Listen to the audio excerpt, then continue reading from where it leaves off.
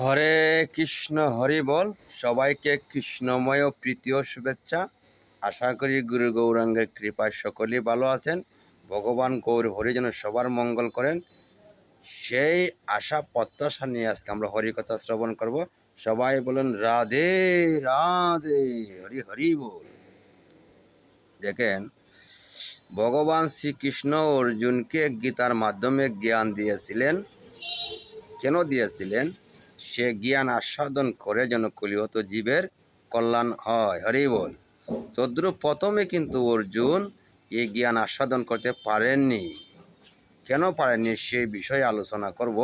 কারণ অর্জুন হচ্ছে ভগবানের প্রিয় ভক্ত, জগৎকে শিক্ষা দেওয়ার জন্য বোঝাচ্ছেন যে কলিহত জীব প্রথমে জ্ঞান ধরতে পারবেননি। সেই শ্লোকই হচ্ছে বলেছেন কি, অর্জুন বলেছেন, নষ্ট মোহ স্থিতির্লব্ধ তৎপ্রসাদ ময়াচ্যুত স্থিতি অস্মি গতে সন্দেহ করণম বচনম তব।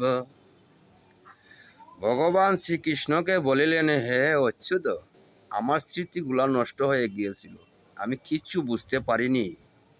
তুমি যে কত সব কথা বলেছ, এত জ্ঞান দিয়েছ, তবু আমি বুঝতে পারি না, আমার স্মৃতি নষ্ট হয়ে গিয়েছে। এখন আমার স্মৃতি সঠিক পথে এসেছে, আমাকে জ্ঞান দাও, আমি এখন বুঝতে পেরেছি। কেন সেই শ্লোকের মাধ্যমে বোঝাচ্ছেন? অর্জুন বলেছেন আর ভগবান বলেছেন। অর্জুন প্রশ্ন করেছেন, ভগবান উত্তর দিয়েছেন। দেখেন, কলিহত জীব আমরা হত ভাগা, কিচ্ছু জানি না ধর্ম বিষয়ে, জানার চেষ্টাও করি না, আর মনে নিজেকে নিজে পণ্ডিত মনে করি। পাণ্ডিত্য দেখানোর জন্য আমরা জড়জগতে অনেকে আছি। রাগ করবেন না আমার কথায়। চৈতন্য মহাপ্রভু স্বয়ং বলেছেন, কি বলেছেন? একমাত্র হরি নামই সম্বল। তদ্রুপ সেইভাবে অর্জুনদেরকে দিয়ে বোঝাচ্ছেন, জড়জগতে আমরা যারা আছি সনাতন ধর্ম অবলম্বী, ধর্ম বিষয়ে কিচ্ছু জানি না। অনেকেই জানি না, আবার অনেকে তো পারদর্শী। গুরুবর্গ যারা জ্ঞান দিয়ে আসছেন জগতের কল্যাণের জন্য, যারা আমরা জানি না, ধর্ম পালন করার চেষ্টাও করি না। তদ্রূপ আমাদের স্মৃতিগুলা সব নষ্ট হয়ে গিয়েছে, স্মৃতিগুলা সব নষ্ট হয়ে গিয়েছে, ধর্ম বিষয়ে কোনো জ্ঞান নেই। বর্তমান সময়ে, বর্তমান সমাজে কিছু কথা না বলে নাহি হয়। আমার কথা শুনে অনেকে কষ্ট পাবেন, তবুও বলতে হয়, কারণ বাস্তব কথা তুলে না ধরলে কেউ পরিবর্তন হবে না। হরিবল। বর্তমান সময়ের সনাতন ধর্মের ছেলে মেয়েরা তাদের আচার আচরণ চলাফেরা ধর্ম কোনো কার্যের মধ্যে অনেকেই বাদ পড়ে যান। হরিবল। ইয়াং জেনারেশনে আছে যারা ভাইয়েরা, তাদেরকে উদ্দেশ্য করে বলি, বাবাদেরকে উদ্দেশ্য করে বলি, তুমি হচ্ছ নারায়ণের অংশ, ভগবান নারায়ণের অংশ। আচরণ থাকবো সেই সাধুর মতন আচরণ, সাধু মহন্তরা শিখিয়ে দিয়েছেন। এখন বর্তমানের সমাজে সনাতন ধর্মের ছেলেদেরকে দেখলে বুঝাই যায় না সে কি সনাতনী, সে কি হিন্দু না কোন ধর্মের, বুঝাই যায় না, একদমই বুঝতে পারবেন না। বাস্তব কথা তুলে ধরলাম, কষ্ট পাবেন না। তাদেরকে বলি, আপনাদের কি একটু লজ্জা হয় না, একটু লজ্জা বোধ হয় না যে আপনি সনাতনী হয়ে আপনার কোনো আচার আচরণ নেই?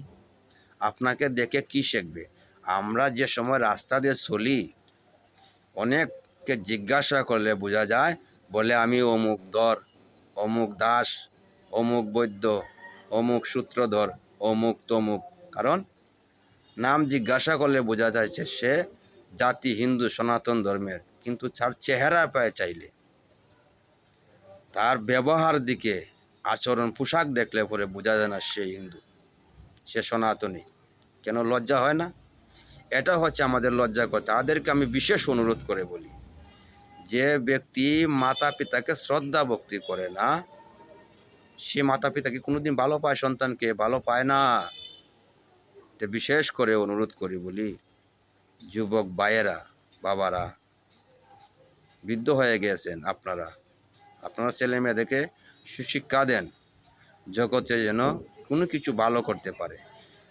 জগতে ভালো নাই যদি করতে পারে, ধর্মটা যেন আচরণ করতে পারে, মানুষের যেন জানে সে একজন হিন্দু অথচ সনাতনী।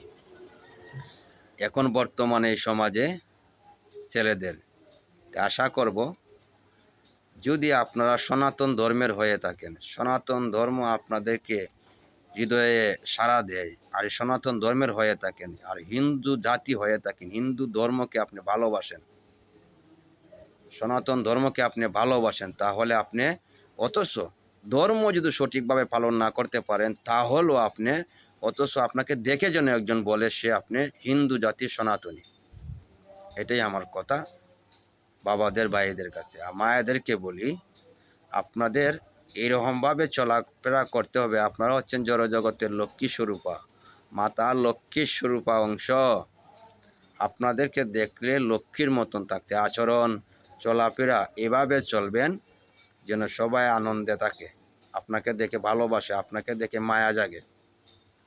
রাস্তাঘাটে চলবেন আপনি, সামনে আমাদের দুর্গাপূজা আগত, এরমভাবে চলাফেরা করবেন না অন্য ধর্মের লোকেরা যেন আপনার দিকে আঙ্গুল তুলে, আপনাকে যেন কটু কথা বলে, মা বাবার যেন শরম লজ্জা হয়, এভাবে চলাফেরা করবেন না।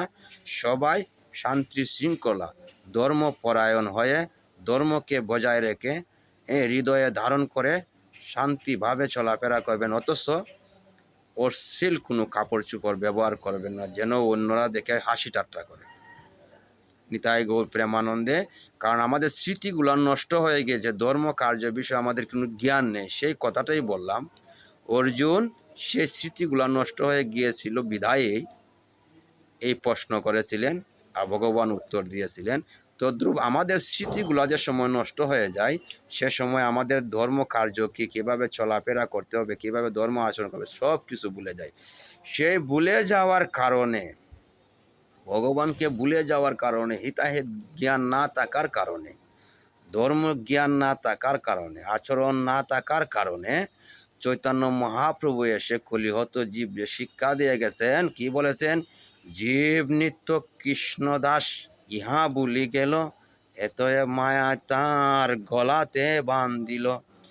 জীব নিত্য কৃষ্ণদাস, ভগবানের দাসত্ব করার জন্য জগতে আমার আশা, সাধুসঙ্গদের সেবা অর্চনা করার জন্য আসা, ভক্ত হয়ে চলা পথে আসা। কারণ দেখেন, সবাইকে বিনীত অনুরোধ করে বলি, পরমেশ্বর ভগবান শ্রীকৃষ্ণের আদেশ নির্দেশ মেনে চলেন, চৈতন্য মহাপ্রভুর আদেশ নির্দেশ মেনে চলেন, সাধুদের আদেশ নির্দেশ মেনে চলেন, আপনার জীবন অত্যন্ত সুন্দর হয়ে যাবে। কারণ আমরা ভগবানের দাস। চৈতন্য মহাপ্রভু বলেছেন জীব নিত্য কৃষ্ণ দাস। আর ভগবানের দাস ভুলে গিয়ে আমরা কে দাস হয়েছি? মায়ার দাস। কি মায়া? সংসারের মায়া, টাকা পয়সার মায়া, ইষ্টি কুটুম্ব সবার মায়া। সেই বিদায় ভগবানকে ভুলে গিয়েছি। যেন ভগবান গৌর হরি কৃপা করেন, আমরা যেন ধীরে ধীরে সেই মায়াটুকা, সংসারের প্রতি যে মায়া আপনার আছে, সেই মায়া আরও বাড়িয়ে দিয়ে ভগবানের প্রতি জাগ্রত করেন, ধীরে ধীরে মনুষ্য জন্ম ধন্য করেন। নিতাই গৌর প্রেমানন্দে হরি বলে হরি বল।